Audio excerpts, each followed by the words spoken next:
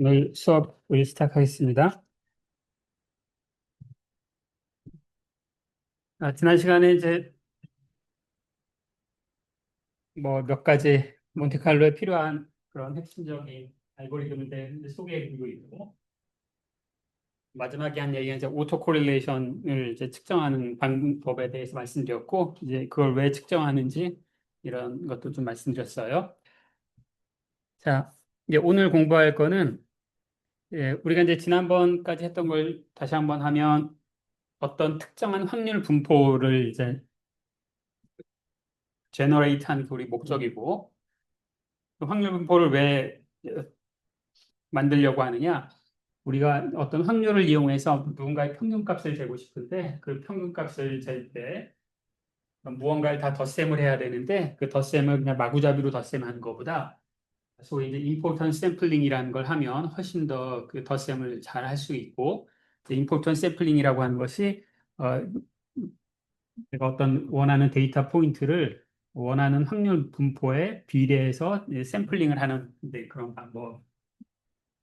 따라서 그런 원하는 확률 분포를 따르는 확률 변수를 이제 샘플링하는 게 굉장히 유용하다.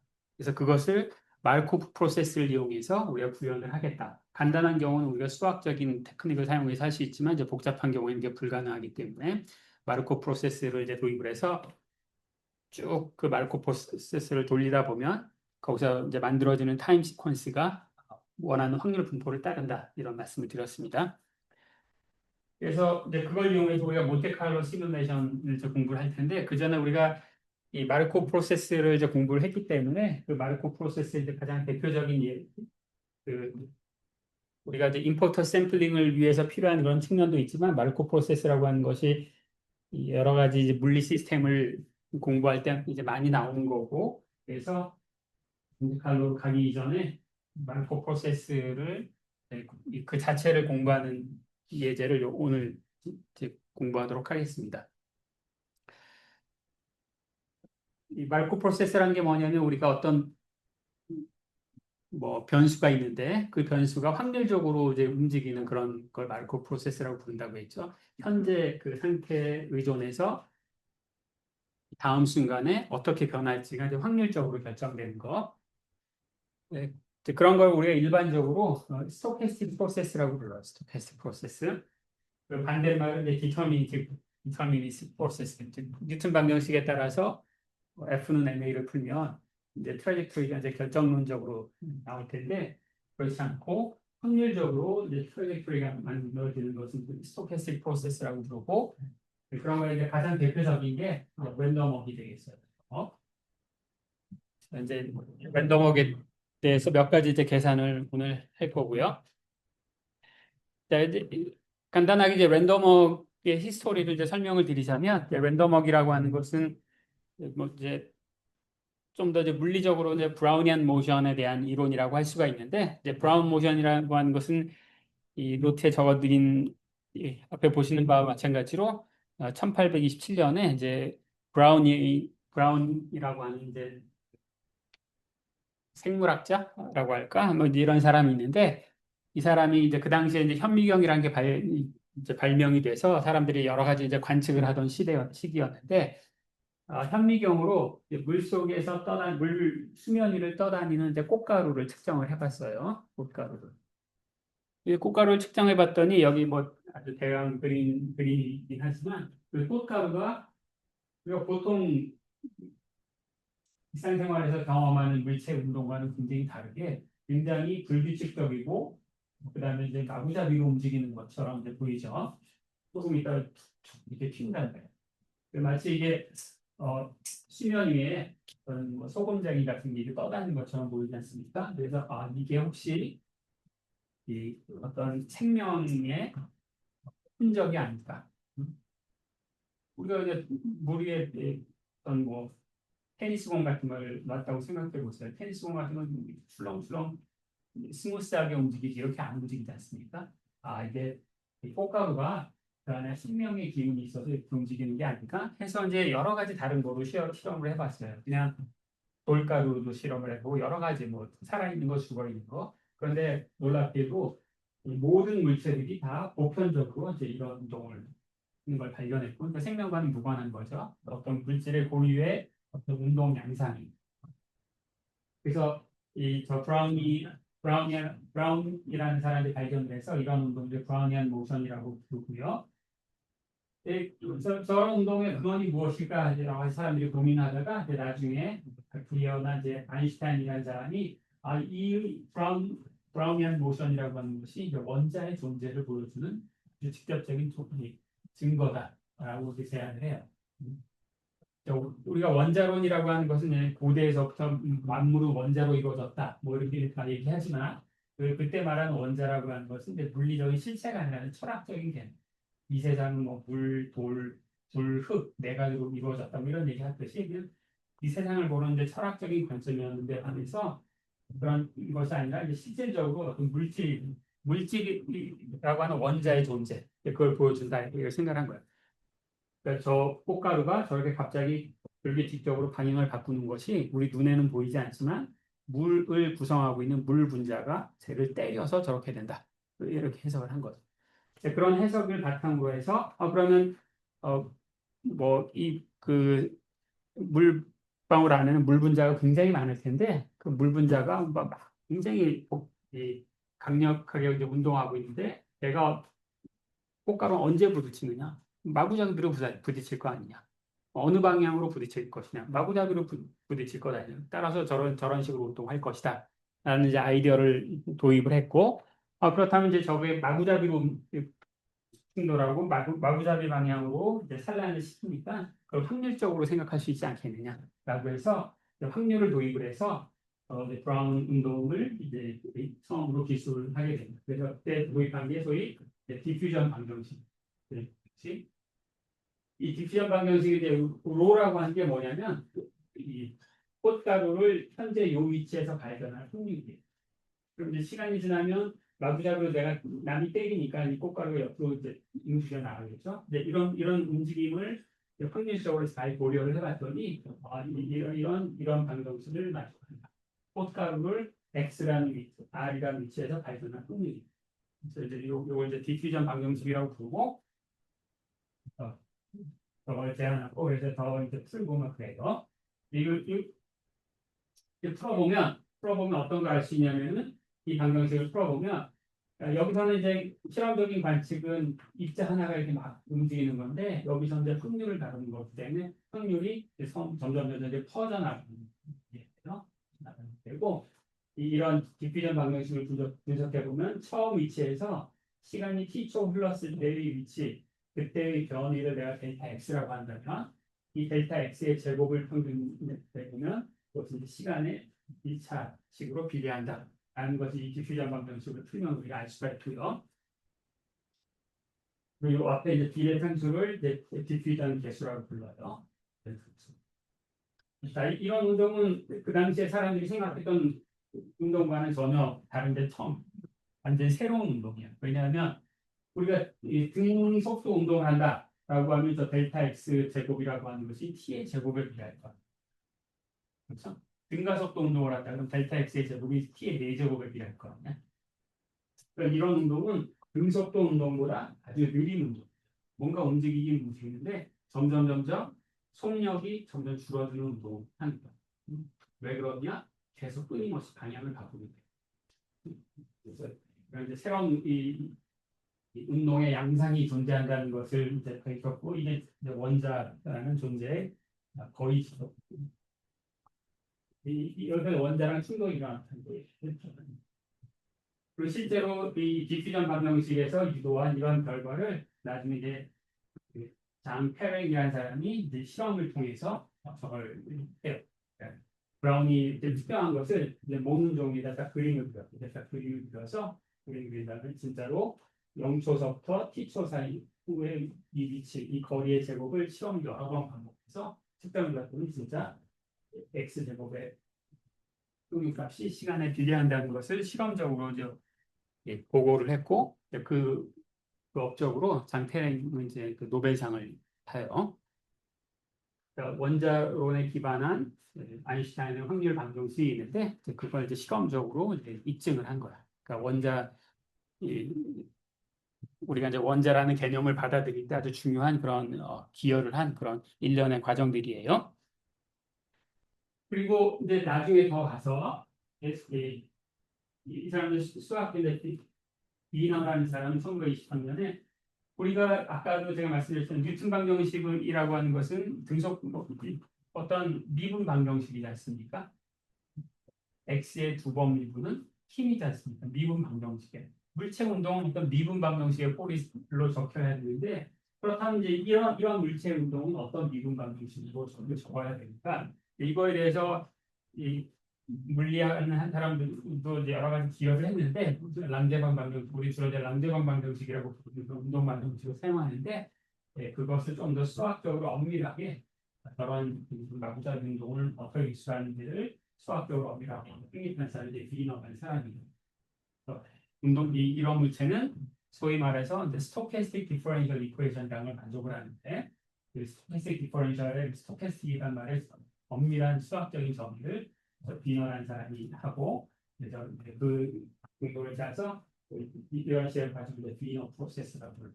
스토캐스틱 프로세스 중에서 어떻게 보면 가장 펀더멘탈하고 중요한 혹은 이제 제일 간단한 프로세스가 비너 프로세스예요. 네, 이게 이제 그 랜덤워 우연히 물리학자가 아닌 사람이 발견한 이제 그런 것들이 물리학과 수학에서 이제 정립이 되는 그 히스토리예요. 이게 대략 한 100년 조금 덜 걸린 셈이 되겠네요. 자, 이게 이제 스토캐스틱 프로세스에 대한 우리 사람들의 연구의 이제 출발점이고, 자, 이 스토캐스틱 프로세스를 우리가 물리학의 모형으로서 혹은 이제 수학의 모형으로서 간단히 공부해 볼 수 있는 게 소위 이제 랜덤워크예요. 랜덤워크. 아까 이제 브라운 입자의 운동은 연속적인 공간상에서 움직임이었는데 뭐 이런 걸 생각하는 거죠. 우리가 이제 많은 물체들이 이제 결정 구조를 이루고 있는데 결정 구조에는 이제 원자 핵들이 규칙적으로 배열되어 있는 거죠. 그렇죠? 거기서 뭐 전자가 있는데 전자가 한 원자핵에서 다른 원자핵으로 이렇게 뛰어다닐 거 아니야. 이제 그런 과정을 이제 모형으로 하는 거예요.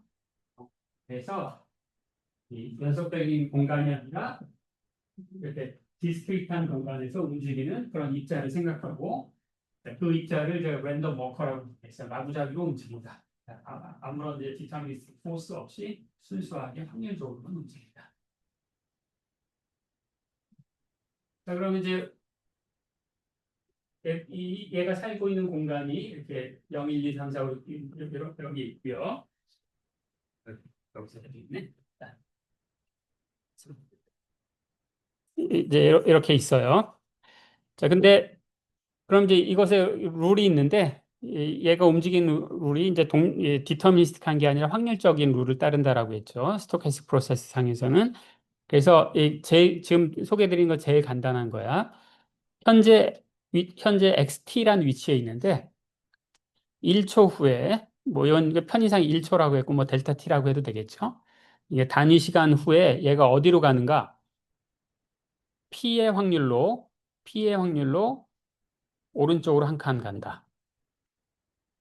그리고 Q의 확률로 왼쪽으로 한 칸 간다. 그리고 R의 확률로 그냥 제자리에 머무른다. 자, 이렇게 하면은 이게 이제 확률 과정이 된 거죠. 내가 현재 위치에 있는데 주사위를 던져서 PQR의 확률로 오른쪽으로 가거나 왼쪽으로 가거나 제자리에 머물러 있으면 되는 거니까 이제 확률 과정이 하나 정의가 됐어요. 그다음에 1초가 지나는 동안 어떤 행동이든 무엇이든 해야 되기 때문에 PQR을 다 더하면 1이고요. 그렇죠? PQR은 다 1이야. 여기서 R은 별 의미가 없네요. R은 그냥 제자리에 가만히 머물러 있는 거니까 아무 일도 안 하는 거니까. 이제 중요한 건 P하고 Q인데 이 P하고 Q가 같을 때, 이 P하고 Q가 같을 때 우리가 뭐라고 그러냐면 이걸 이제 이 랜덤워크는 바이어스 되어 있지 않다라고 얘기를 해요. 어느 한쪽 방향으로 편향되어 있지 않다 이거야. 이걸 unbiased random walk이라고 불러요. biased random walk. 그다음에 만약에 이제 P하고 Q가 다를 때, 그러면 얘가 왼쪽으로 갈 확률하고 오른쪽으로 갈 확률이 다르죠. 이제 이런 경우로 우리가 바이어스드 랜덤워크이라고 불러. 바이어스드 랜덤워크. 뭐 이를테면 이제 언바이어스드 랜덤워크는 이 격자 위에 어떤 전하를 띤 입자가 있는데 이 전하를 띤 입자에 전기장을 가하느냐, 가하지 않느냐, 뭐 이렇게 생각할 수가 있겠어요. 예를 들어서 오른쪽으로 전기장을 가하면 이 입자는 오른쪽으로 움직일 확률이 더 크겠죠. 그다음에 전기장을 가하지 않았고 순수하게 열적 요동에 의해서 오른쪽이나 왼쪽으로 간다. 그럼 좌우로 움직일 확률이 똑같을 테니까 이제 P와 Q가 같은 케이스에 해당되겠죠. 자, 이게 이제 가장 단순한 스토캐스틱 프로세스이고, 그럼 이제 내가 처음에 어느 위치에 있어요? 그러니까 편의상 그 위치를 0이라고 잡읍시다. 그러면 이 주사위를 던지면 1초 후의 위치, 2초 후의 위치, 이렇게 쭉 움직이겠죠. 그렇죠? 자, 이렇게 해서 생성된 게 이제 스토캐스틱 타임 시리즈가 완성이 된 거야. 자, 이런 걸 만드는 건 지난 시간에 했었죠. 뭐 이렇게 할 수도 있고, 아니면 얘를 내가 이 시간과 X축 위에, 공간축 위에 이제 그림을 그리면 이렇게 파란 선으로 이런 그래프가 나타날 수가 있고요. 이걸 우리가 스토캐스틱 트라젝토리라고 불러. 운동 경로. 그렇죠? 운동 경로. 자, 이게 이제 이 결과물이 랜덤워크이고 이게 스토캐스틱하기 때문에 내가 이 0, 0이라는 위치에서 출발해서 t초 후에 어디에 가 있을까? 이건 이제 확률적으로 다 결정이 되겠죠. 그렇죠? 할 때마다 이 결과가 다 달라질 테니까 이걸 이제 우리가 분석을 해볼 거예요. 이제 분석을 하기 전에 이게 이제 가장 단순한 그런 이 스토캐스틱 프로세스라고 했는데 좀 더 복잡한, 좀 더 이제 리얼리스틱한 상황을 기술할 수 있는 건 뭐냐면 예를 들어서 지금 이 워커는 오른쪽으로 한 칸, 왼쪽으로 한 칸 이렇게밖에 안 움직이죠. 그렇죠? 이거 굉장히 그럴듯해 보여요. 레티스 위에서 원자들이 이제 호핑을 한다. 그러면 옆자리로 가는 게 가장 자연스러울 것 같아요. 자, 그런데 어떤 경우에는 이 물체, 그러니까 이제 외부에서 가해지는 어떤 에너지 인풋이나 이런 게 굉장히 강하면 어느 한 위치에서 출발해서 저 멀리까지 갈 수 있을 거 아닙니까? 그치? 그래서 지금 이 경우는 이제 왼쪽, 오른쪽으로만 움직이는데 어떤 경우에는 또 어떤 확률로 저 멀리 떨어져 있는 곳까지 움직일 수도 있겠죠. 그래서 이 얘가 움직이는 타겟을 뭐 전후 좌우가 아니라 저 멀리 거리가 알만큼 떨어져 있는 이런 먼 위치까지 움직인다. 이런 걸 허용할 수도 있어요. 허용하면 우리가 그냥 그럼 얘가 점프하는 이제 진짜 미케니즘을 알아야 이 정확한 랜덤 모델링을 할 수가 있는데 이제 많은 경우에 거리 알만큼을 점프하는 확률이 R에 마이너스 델타 승분제 이렇게 주어지는 케이스가 많아요. 그러니까 이거는 지금 하는 거랑 뭐냐면 굉장히 멀리까지 뛸 수 있어.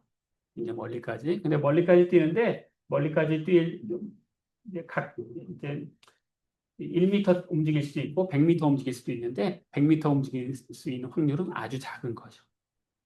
상당히 그럴듯하지. 뭐 멀리 움직일 확률이 더 크다. 그건 좀 이상하죠. 그렇죠? 움직이는데 에너지가 필요할 거 아니에요. 에너지 자극을 받아서 움직이는데. 네, 이렇게 그 움직이는 그 위치를 찾을 때 그 거리가 전후 좌우 아주 작게만 움직이는 게 아니라 이렇게 멀리까지 뛰는 걸 우리가 뭐라고 부르냐면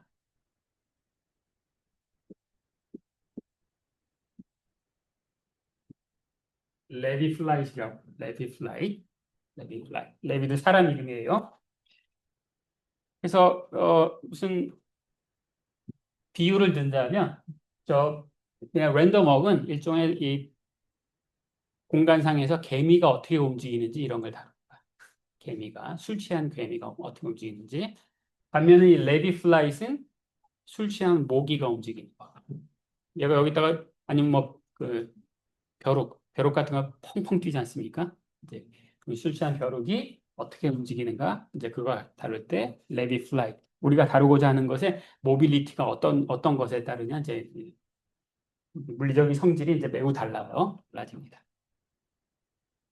또 이게 한 가지 있고 지금 또 하나는 지금 하고 있는 건 또 뭐냐면 물체가 움직이는데 1초에 한 번은 반드시 움직이죠. 1초 한 번, 이것도 마찬가지. 1초에 한 번은 반드시 움직여. 그런데 경우에 따라서 예를 들어서 내가 여기 있던 물체가 다른 데로 움직이는데 그런데 외부에서 어떤 에너지 자극을 받아서 그 에너지 자극을 충분히 에너지가 모이면 움직일 수 있을 거 아닙니까? 그렇지? 그래서 그런 외부에서 내가 움직일 때 필요한 그 에너지를 모으는데 필요한 시간이 또 달라질 수가 있을 거라고. 그렇지? 그러니까 이 점프에 필요한 시간이 1초가 아니라 점프에 필요한 시간조차 확률로 주어질 수가 있겠죠. 그치? 점프 거리가 확률로 주어지듯이 점프에 필요한 시간. 어떤 애는 뭐 빨리빨리 움직일 수, 어떤 애는 한 번 움직인다면 한 100초 쉬고, 뭐 이렇게 움직일 수 있단 말이에요. 그치? 그래서 이제 이렇게 시간이 점프하는데 매 초마다 움직이는 게 아니라 시간 간격을 확률적으로 계산해서 그러니까 매번 주사위를 던지는 거야. 주사위를 던져서 나 이번에는 10초 후에 움직일 거야. 그래서 한 칸 띄워. 레디 플라이스라 건 랜덤 워크라던. 그다음 거기 가서 또 이제 주사위를 넣어서 나 이번에 3초 후에 움직여야지. 뭐 이런 식으로. 자, 이런 걸 우리가 continuous time 랜덤 워크라고 그래요. continuous time. 그래서 우리가 이제 여러 가지를 조합하면 굉장히 다양한 여러 가지 이 운동을 이제 만들어낼 수가 있어요. 자, 이런 레디 플라이트나 컨티뉴어스 랜더머 뭐 이런 것들은 이제 각각 이런 것들이 필요한 그런 물리적인 특정한 상황들이 있는데 우리가 이 전산물리 시간에서는 가장 간단한 이제 랜덤워 문제만 이제 공부할 거예요.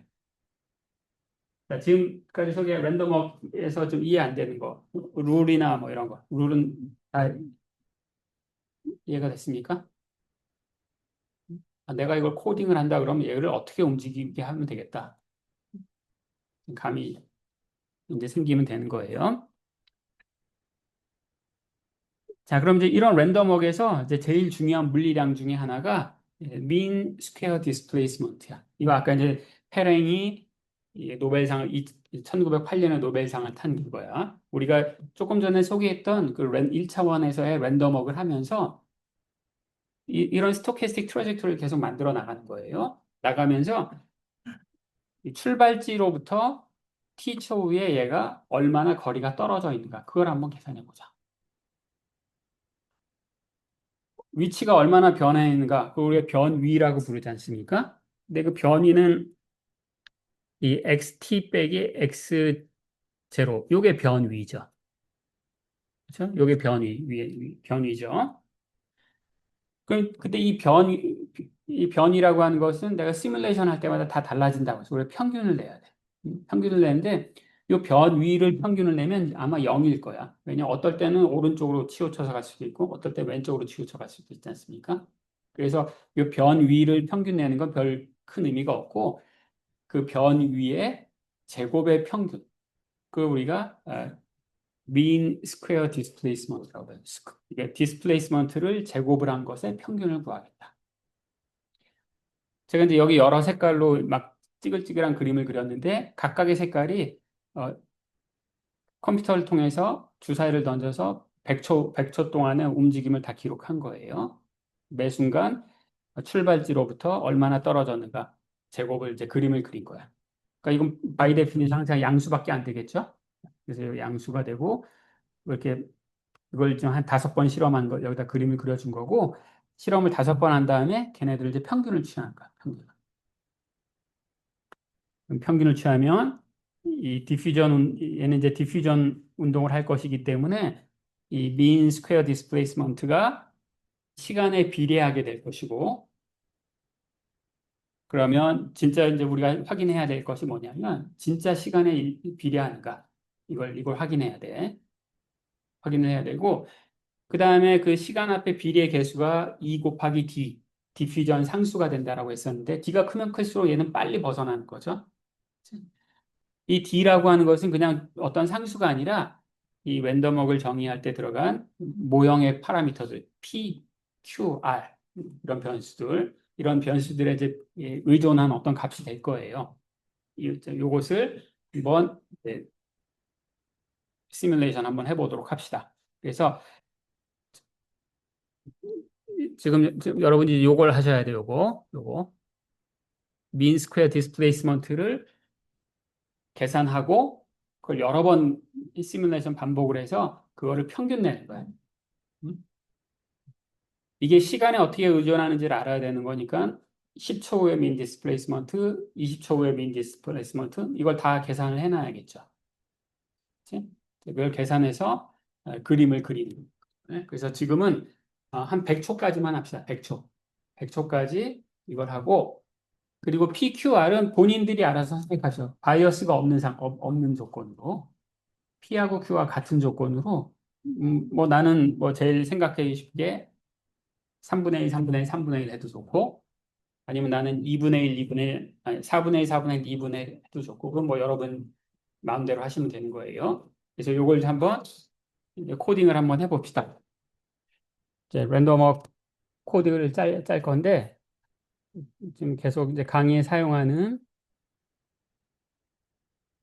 주피터 노트북 파일이고 제가 이거 코딩을 할 때 그냥 자유롭게 그 여러 가지 이 도구를 사용해서 코딩을 하라고 말씀드렸죠. 이 VX 코드를 봤더니 NS의 그 포트라인이 이 안에 결합이 돼 있더라고요. 그래서 따로 브라우저를 열지 않고 여기서 그냥 바로 직접 이제 물어볼 수가 있는데 제가 이제 아까 뭐라고 했냐면 1차원 격자에서 랜덤워크를 시뮬레이트하는 파이썬 코드를 한번 짜달라 했더니 얘가 이제 이렇게 짰어요. 그래서 내가 이거를 카피해 볼게요. 카피해 놓고 이제 이걸 한번 진짜 말이 되는지 한번 확인해 봅시다. 자, 저는 이렇게 한번 해봤어요. 아까 우리가 이제 오른쪽 왼쪽 제자리 머물 확률로 랜덤 넘버를 선택해야 되는데 그냥 랜덤 초이스를 이제 이렇게도 할 수 있네요. 마이너스 0, 1을 Q, R, 이걸 P로 해봐야 되는데 P제로. 자, 그럼 이제 PQR은 숫자가 3개가 있는데 바이어스가 없으니까 P하고 Q는 똑같고 얘네 3개 다 더하면 1이 돼야 되는 거니까 이제 숫자 하나만 필요하겠네요. 그래서 저는 이제 P제로 하나만 있고 P제로 있으면 Q 정해졌고 R은 1 빼기 2배. 그래서 그러면 이제 그리고 이제 걔네들을 큐무러티브 썸을 하면 랜덤워크 트래젝토리, 이게 랜덤워크 트래젝토리를 만들어내는 거죠. 만들어냈고 이걸 이제 이걸 이제 서로 다른 여러 샘플에 대해서 이제 에버리지를 내야 되니까 그러니까 내가 MSD라고 하는 어레이를 만들어 놓고 처음에는 0으로 다 채워 놓은 다음에 스택 수만큼 여러 개의 샘플에 대해서 랜덤 트래젝토리를 만들어 놓고 트래젝토리를 제곱을 해서 더한다. 그리고 전체 샘플로 나눠주면 이게 항상 평균이 됩니다. 베스트 프로세스에 대해서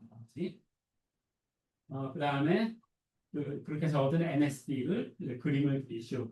그림을 보시면 보시다시피 상당히 이제 그럴듯한 이제 선형 그래프가 나왔죠, 그렇죠? 그래서 이게 아까 이제 E 곱하기 D 곱하기 T 이런 게 돼야 된다고 했었는데 이제 선형이 나왔고 D가 이제 커지느냐 작아지느냐 물론 이제 그 값을 우리가 계산할 수 있어야 되는데 한번 그냥 아주 정량적으로 말고 정성적으로 한번 비교해 볼게요.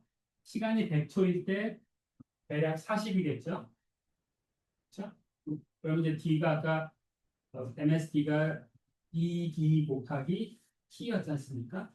그러면 여기는 0.2 정도가 됩니다. 0.2, 2 곱하기 0.2 곱하기 100이면은 40 정도가 되겠습니다. 0.2. 지금 현재 디퓨전 상수는 0.2였어요.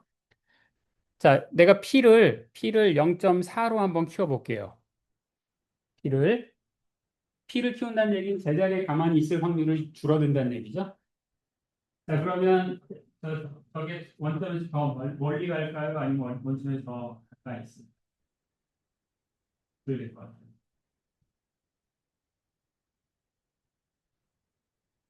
그럴 것 같아요.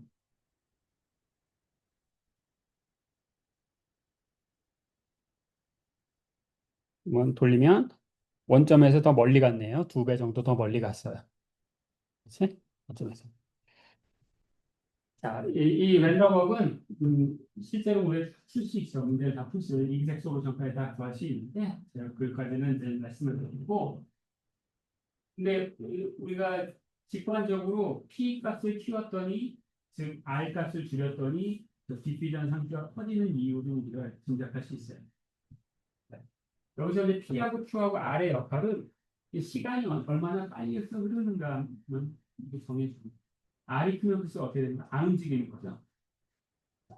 1초 지났는데도 안 움직이는 거야. 결국 중요한 게 R의 역할이라고 하는 것이 얘가 한 번 움직일 때 몇 초 걸리는가, 뭐 3초 걸리냐, 5초 걸리냐, 그렇게 차이가. 그러니까 P가 커지니까 R이 작아지지 않습니까? 그러니까 한 번 움직이다 걸리는 시간이 줄어드는 거니까 또 X축을 밀었다 이 역할밖에 안 해요. P하고 Q하고 R에 어떻게 의존하는지는 굉장히 아주 단순한 결정할 수가 있고, 네, 그 계산은 제가 자, 저한테 보여주세요. 선형 MSD가 나온